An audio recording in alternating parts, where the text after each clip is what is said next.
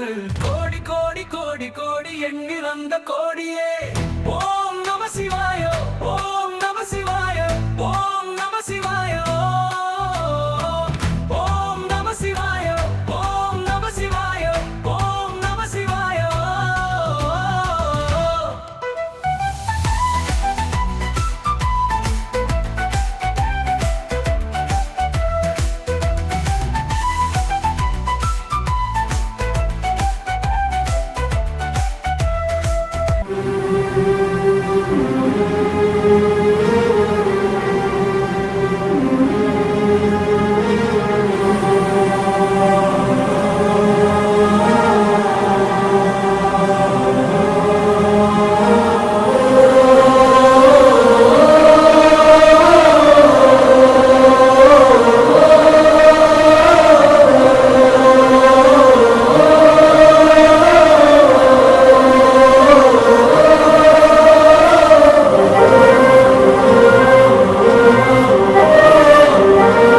ஆன்மீக நண்பர்களுக்கு மிகப்பெரிய வணக்கம்.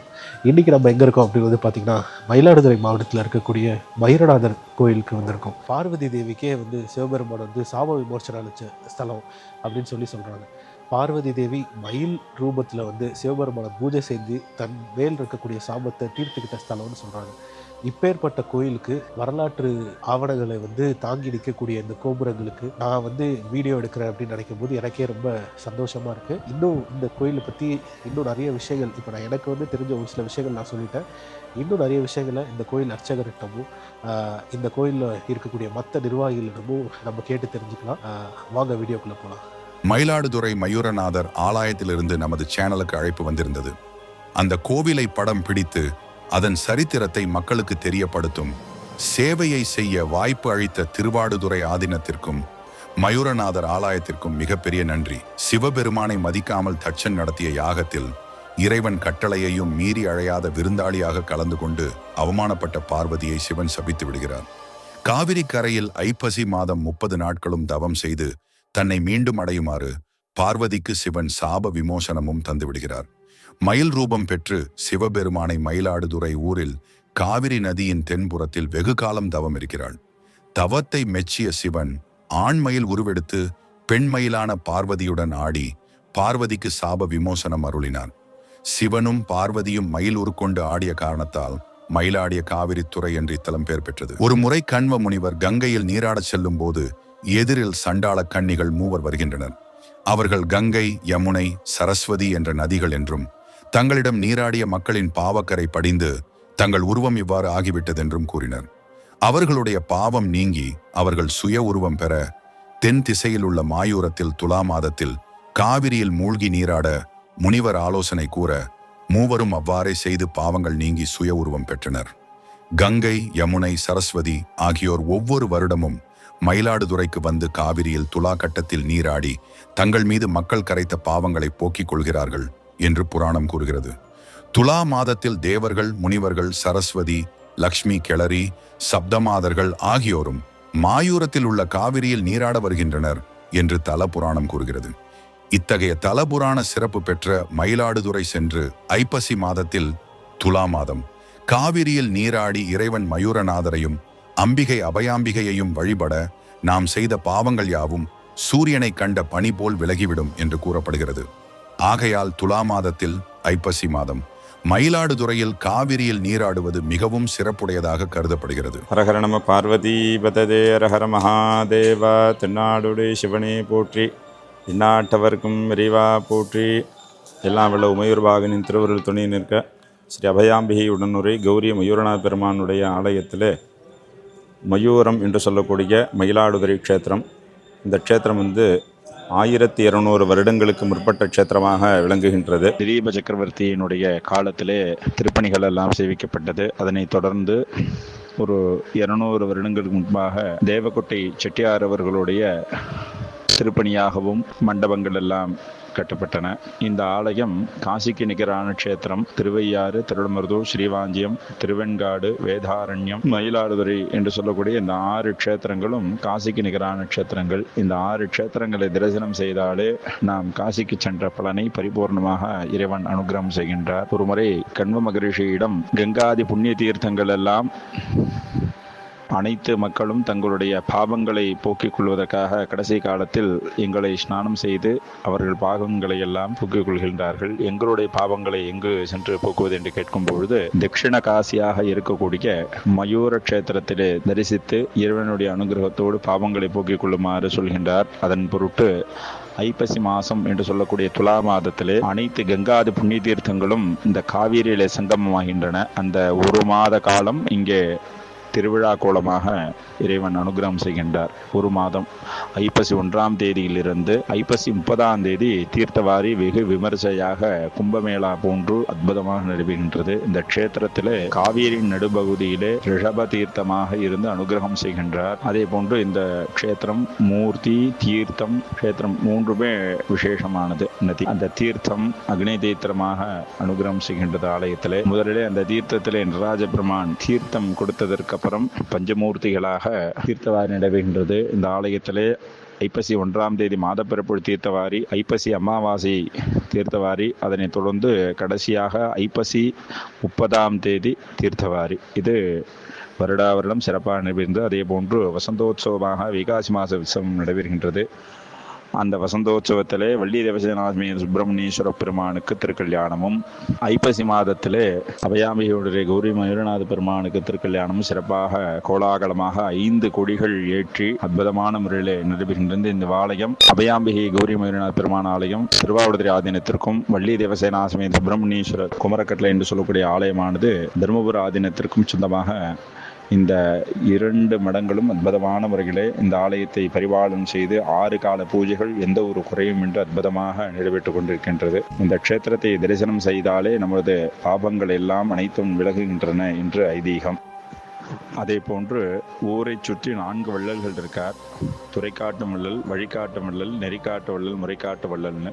வள்ளல்கெல்லாம் வள்ளலார் சுவாமி இருக்கார். வள்ளல் மயிலாடுதுறை என்று திருஞான சம்பந்தரால் பாடப்பட்ட க்ஷேத்திரம். இந்த க்ஷேத்திரத்தில் சுவாமியை நாம் தரிசித்தாலே எல்லா விதமான தோஷங்களும் நிவர்த்தி செய்தால் மாத்திரமே இந்த க்ஷேத்திரத்தை தரிசனம் செய்ய முடியும். அப்பேற்பட்ட உன்னதமான க்ஷேத்திரம். அதனால்தான் 1000 ஆனாலும் மாயூரம் போல் ஆகாது என்பார்கள். அப்பேற்பட்ட க்ஷேத்திரம். இந்த க்ஷேத்திரத்தை சுவாமியை நாம் தரிசித்தாலே நமக்கு என்ன வேண்டுமோ அதை பலவிதமான முறைகளே பல மடங்கு அனுகிரகம் செய்கின்றார் சுவாமி.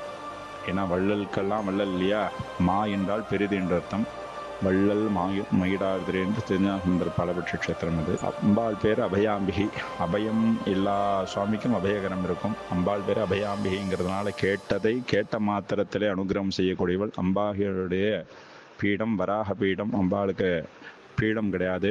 அம்பாள் பக்தர்கள் கேட்ட உடனே அனுகிரகம் செய்ய வேண்டும் என்பதற்காக பீடம் இல்லாமல் அடுத்த க்ஷணமே அனுகிரகம் செய்ய காலை எடுத்து வந்து அனுகிரகம் பண்ணக்கூடிய க்ஷேத்திரம். இந்த க்ஷேத்திரத்தில் திருமணமாகாதவர்கள் அம்பிகையினுடைய ஆலயத்தையும் சுவாமியினுடைய ஆலயத்தையும் ஒரு முறை வலம் வந்து அபயாம்பிகை ஆலயத்தை 48 தினங்கள் 48 நாட்கள் வலம் வந்தால் எந்த காரியங்கள் மனதில் நினைக்கின்றோமோ, திருமணம், வேலை வாய்ப்பு, கடன் பிரச்சனை, வீடு கட்ட வேண்டும் என்ற எண்ணம், குழந்தை பாக்கியம் அனைத்தையும் அம்பாள் பரிபூர்ணமாக பிரத்யட்சமாக அனுகிரகம் செய்கின்றார். அதே போன்று குமரக்கட்டளை வள்ளி தேவசேனா சுப்பிரமணியேஸ்வரருக்கு ஷஷ்டி தினத்திலே காப்பு கட்டி கொண்டு விரதம் இருப்பவர்களுக்கு அந்த ஷஷ்டி அடுத்த ஷஷ்டி வருவதற்குள் குழந்தை பேர் எப்பேற்பட்ட விதமான குழந்தை பாக்கியம் இல்லாதவர்களுக்கும் குழந்தை அனுகிரகம் செய்கின்றார் அந்த முருகப்பெருமான்.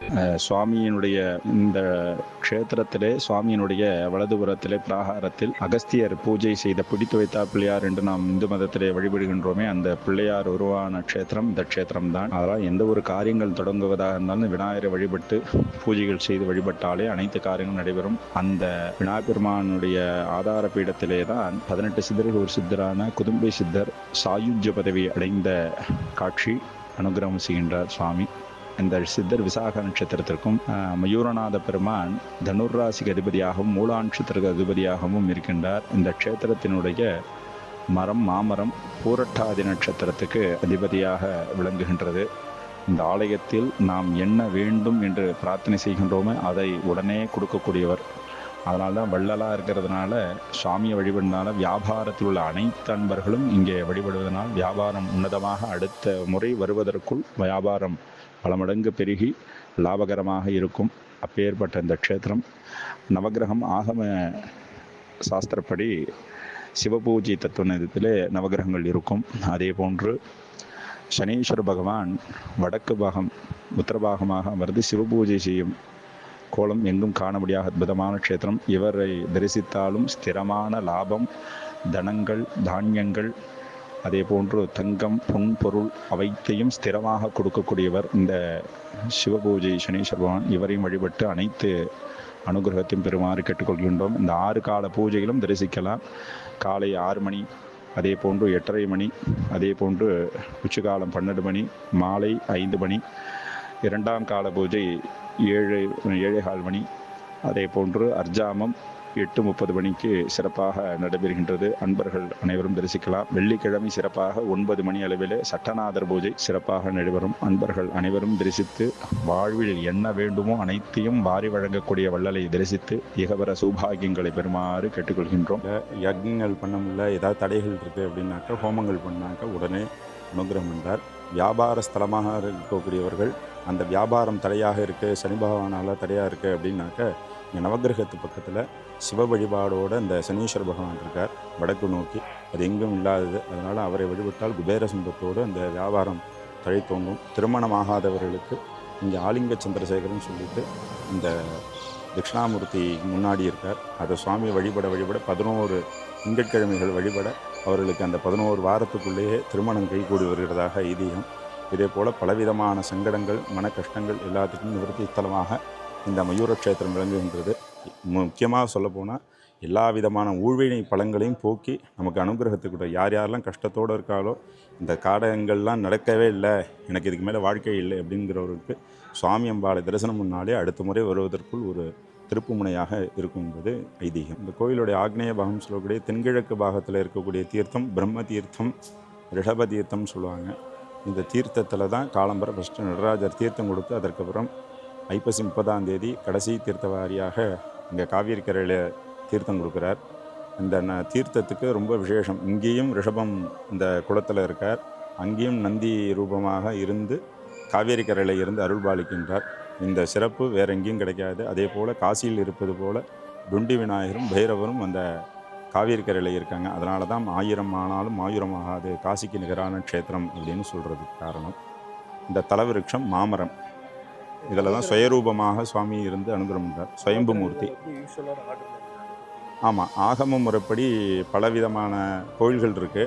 2 பிரதிஷ்டை இருக்குது. வைதீக பிரதிஷ்டை, நவகிரக பிரதிஷ்டை பண்ணுறது இப்போ தற்காலிகமாக உள்ளது. அதெல்லாம் ஆகமங்கள் புராணமாக புராதனமாக இருக்கக்கூடிய ஆலயங்கள் எல்லாத்துலேயும் ஆகம பிரதிஷ்டையாக இருக்கும்.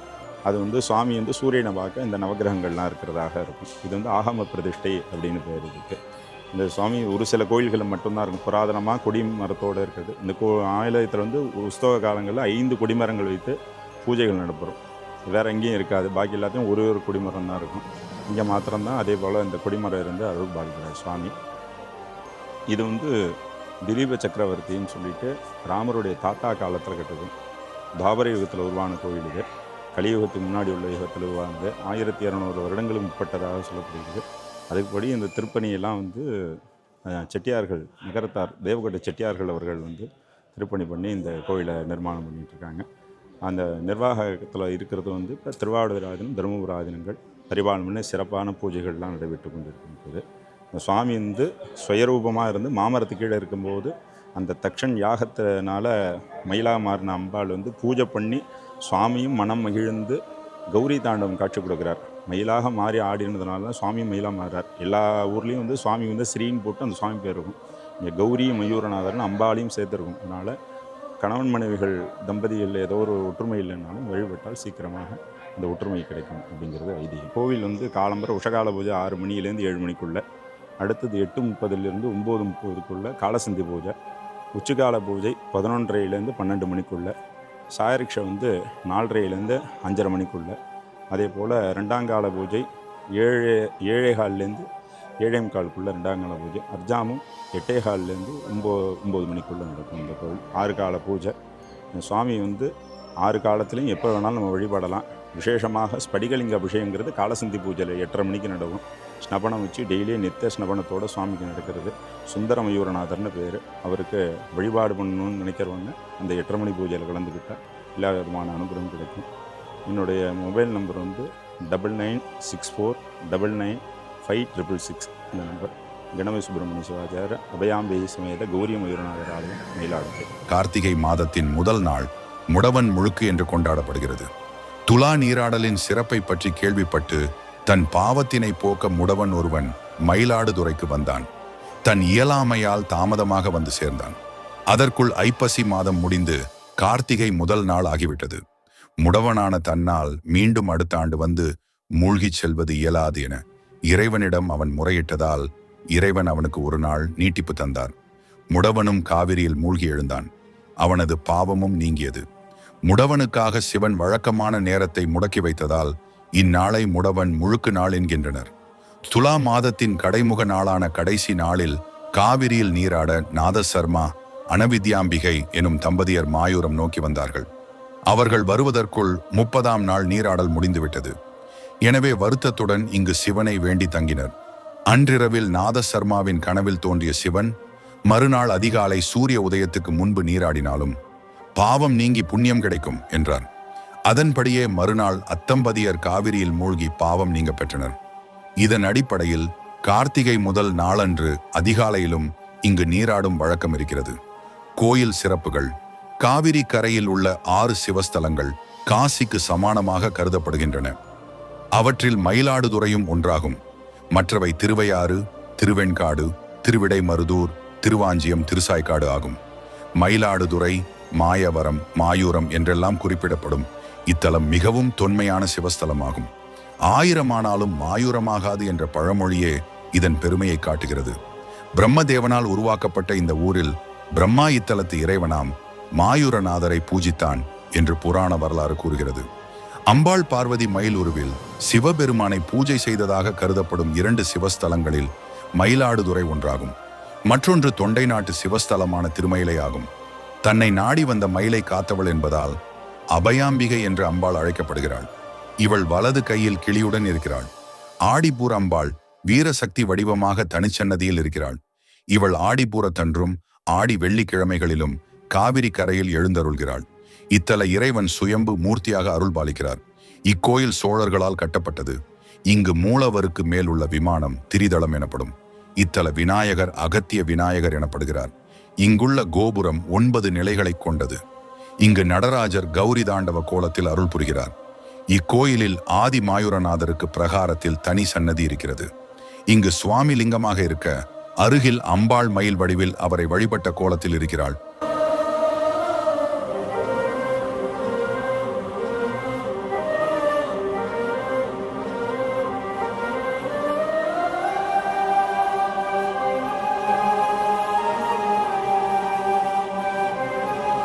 இத்திருக்கோயில் திருவாவடுதுறை ஆதீனத்திற்குரியது.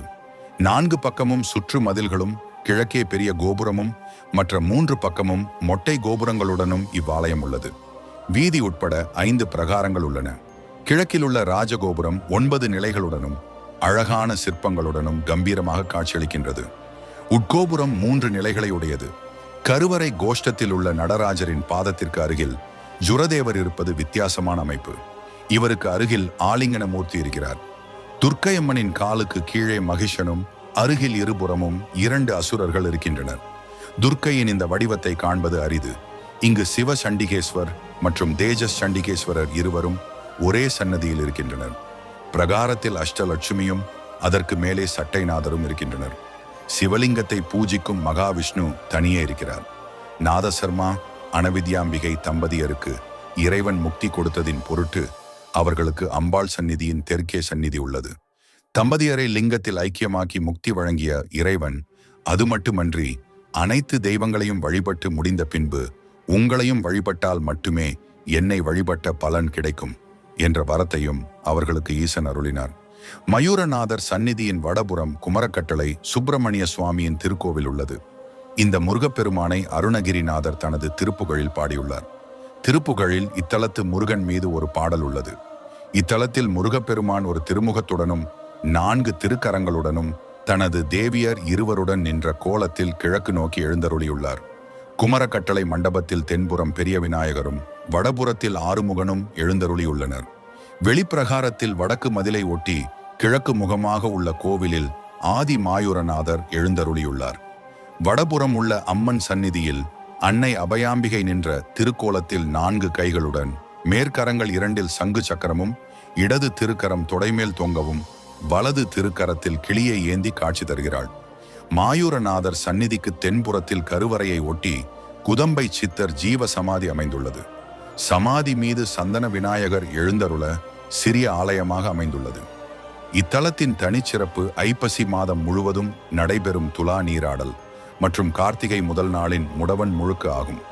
அன்னை பார்வதி மயில் வடிவில் வழிபட்ட திருத்தலம், இறைவன் ஆண் மயிலாகி கௌரி தாண்டவமாடிய தலம், துலா நீராடல் மூலம் பாவம் நீக்கும் தலம் மற்றும் திருமால், திருமகள், பிரம்மா, இந்திரன், கலைமகள், சப்தமாதர்கள் வழிபட்ட ஆலயம், நந்திதேவர் தன் துணைவியோடு திருமண கோலத்தில் காட்சி தரும் அரிய தலம் என பல்வேறு சிறப்புகளை கொண்டது மயிலாடுதுறை மாயூரநாதர் திருக்கோவில்.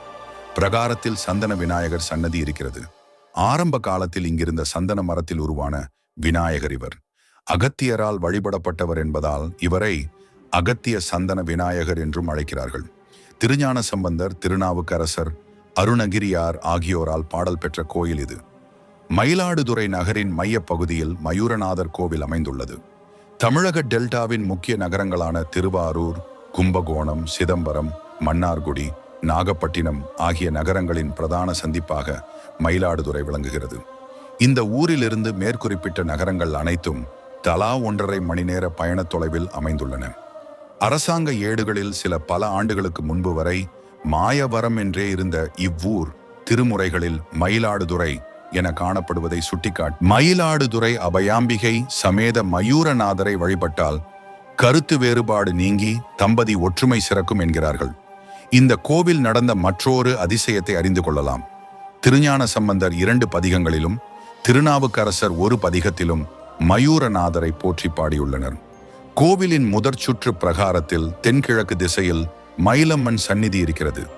இங்கு அம்மன் மயில் வடிவில் தாண்டவம் ஆடி ஈசனை வழிபட்டதால் மயிலாடுதுறை என்ற பெயர் உண்டானது. ஐப்பசி திருவிழாவின் 5ஆம் நாளில் சிவ பார்வதி இருவரும் ஆடிய மயூர தாண்டவத்தை இங்கு தரிசிக்கலாம். இங்கு நடராஜர் மயூர தாண்டவ திருக்கோலத்தில் அருள்பாலிக்கிறார். தினமும் மாலையில் இவருக்குத்தான் முதல் பூஜை செய்யப்படுகிறது. இவருக்கு நேரே மயிலம்மன் சந்நிதி இருக்கிறது. கருவறையில் மூலவர் மயூரநாதர் கிழக்கு நோக்கி சுயம்பு மூர்த்தியாக வீற்றிருக்கிறார். கருவறை கோஷ்டத்தில் ஆலிங்கன மூர்த்தி தரிசனம் அளிக்கிறார்.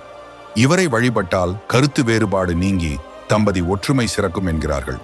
இத்தல அம்மனின் திருநாமம் அபயாம்பிகை என்பதாகும். 300 வருடங்களுக்கு முன்பு மயிலாடுதுறை அருகிலுள்ள நல்லத்துக்குடி என்னும் திருத்தலத்தில் சிவபக்தி நிறைந்த குடும்பத்தில் கிருஷ்ணசாமி எனும் சிறுவன் வாழ்ந்து வந்தான். ஒரு நாள் அவன் உண்ண உணவில்லாமல் பசியில் தனித்திருந்தான். அவன் மனம் மயிலாடுதுறை அபயாம்பிகையை எண்ணி துதித்தது. அப்போது சாதாரண பெண் வடிவில் வந்த அபயாம்பிகை அம்பாள் தங்க கிண்ணத்தில் தாம் கொண்டு வந்த அன்னத்தை எடுத்து கிருஷ்ணசாமிக்கு ஊட்டினாள். அப்போதே மிகுந்த ஞானமும் கல்வியும் கவி புனையும் ஆற்றலும் கைவரப்பெற்றான் அந்த சிறுவன். அது முதல் கிருஷ்ணசாமி தினமும் அதிகாலையில் நல்லத்துக்குடியிலிருந்து மயிலாடுதுறைக்கு வந்து மயூரநாதர் ஆலயத்தில் தொண்டாற்றி அர்த்தஜாம பூஜை முடிந்த பின்பு நல்லத்துக்குடிக்கு திரும்புவதை வழக்கமாக கொண்டிருந்தார். ஒரு நாள் அர்த்தஜாம பூஜை முடிந்து நல்லத்துக்குடிக்கு கிருஷ்ணசாமி திரும்பிக் கொண்டிருந்தார். அப்போது ஓரிடத்தில் இருளில் காலிடறி விழுந்தார். அபயாம்பிகை அம்மா, எனக்கு இந்த இருளில் ஒளி காட்டி அருளக்கூடாதா என அன்னையை அழைத்தார். என்ன ஆச்சரியம்! அன்னை அபயாம்பிகை திருக்கரத்தில் கைவிளக்கு ஏந்தி அவர் முன் தோன்றி ஒளி வீச வழிகாட்டினாள். கிருஷ்ணசாமி மெய் மறந்து அன்னையை துதித்தார். நல்லத்துக்குடி வரை அபயாம்பிகை அம்மன் கையில் விளக்குடன் வந்து வழிகாட்டி மறைந்தாள். அன்று முதல் அனுதினமும் அர்த்தஜாம பூஜை முடிந்து நல்லத்துக்குடிக்கு செல்லும் கிருஷ்ணசாமியின் முன்பு கை விளக்கு ஒன்று தோன்றி அவரது வீடு வரை ஒளி வீசி வழிகாட்டி வருமாம். அந்தரத்தில் மிதந்தபடி அருள் வழிகாட்டி தினமும் கிருஷ்ணசாமியை அழைத்துச் செல்லும் விளக்கை கண்ட ஊரார் ஆச்சரியப்பட்டனர். ஒரு நாள் அபயாம்பிகை அம்மன் முன்பு நின்று வழிபட்டு கொண்டிருந்த கிருஷ்ணசாமிக்கு யாவரும் கேட்கும் வண்ணம் கருவறையில் இருந்து அசரீரி கேட்டது. அன்பனே, சதகம் எனும் 100 பாடல்களை செந்தமிழால் எம்மை புகழ்ந்து பாடுக. உன்னுடைய அந்த சதக பாடல்களின் மூலம் யார் என்னை துதித்து வழிபட்டாலும் அவரது குலம் சிறந்து விளங்க அருள் புரிவேன் என்றது அந்த குரல். அம்மா, கவி பாடும் அளவுக்கு எனக்கு திறமை இல்லையே, நான் எப்படி உன் மீது பாமாலை சூடுவேன் என்று கிருஷ்ணசாமி மனமுருக வேண்ட, அதற்கு நானே அருள் புரிவேன் என்று அவருக்கு கவி பாடும் திறனை அன்னை அருளினாள். திருக்கடையூர் அபிராமி அம்மன் மீது 100 பாடல்களை கொண்ட அபிராமி அந்தாதி பாடியதன் மூலம் சுப்பிரமணியன் அபிராமி பட்டரானார். அபயாம்பிகை சதகம் பாடியதன் மூலம் கிருஷ்ணசாமி அபயாம்பிகை பட்டரானார். இந்த சதகத்தை தினமும் பாராயணம் செய்து வந்தால் வாழ்வில் எல்லா வளங்களையும் பெறலாம் என்பது நம்பிக்கை.